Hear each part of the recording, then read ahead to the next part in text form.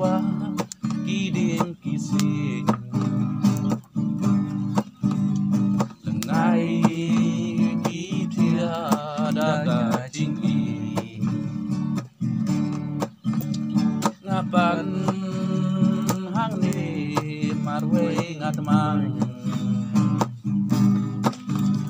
kaca bapai tangka jingkang ayanga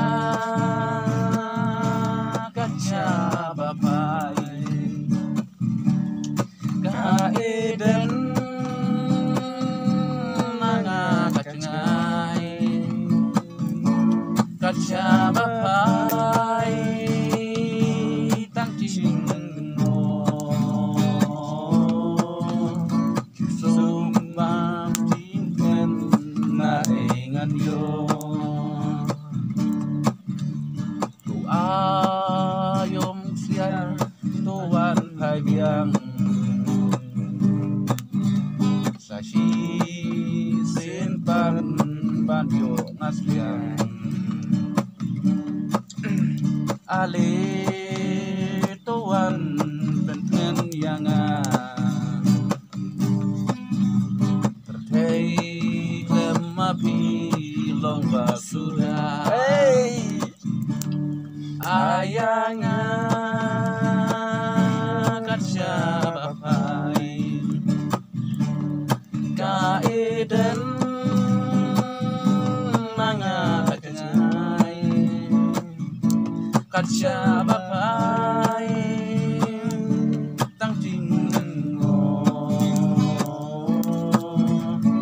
soba jiknen dengan yo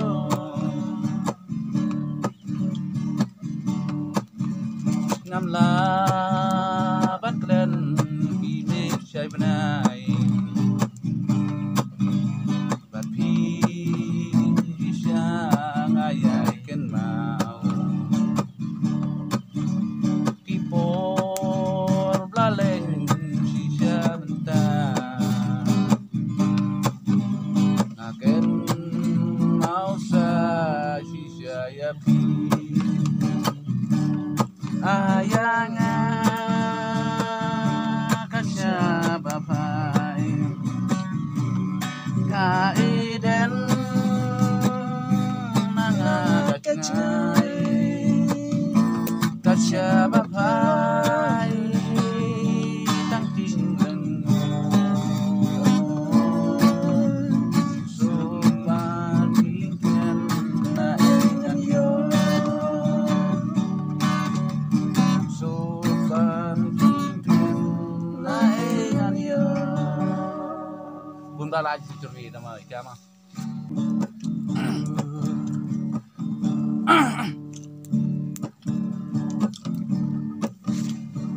amni ha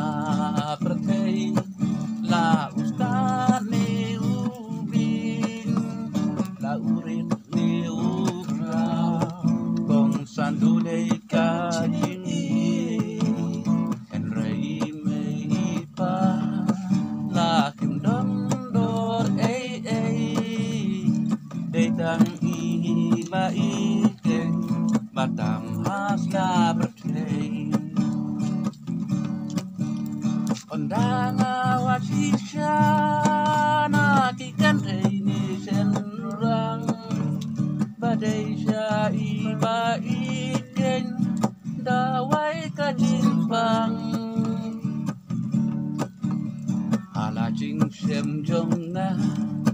tang kendiaru kam ya dei sya iba iken batam hasna bertei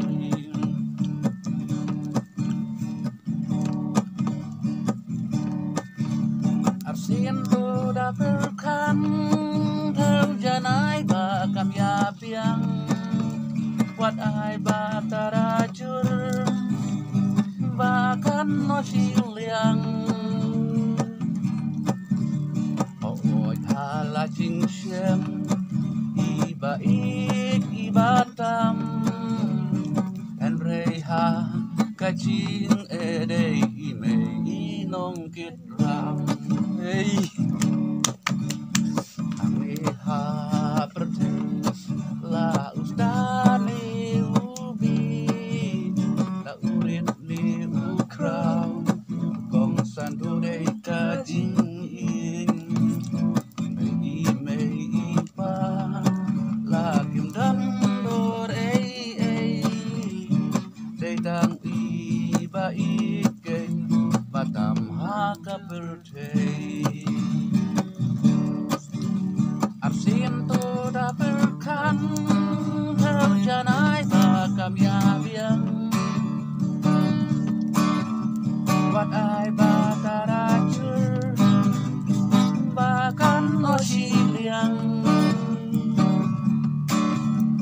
Alajing siam jongga iba ibatam Henry Hakajing edei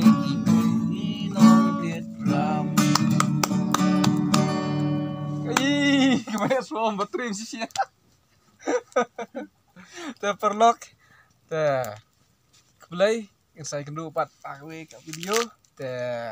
ngai si astnat ne kecing ruai jong i mahe suam.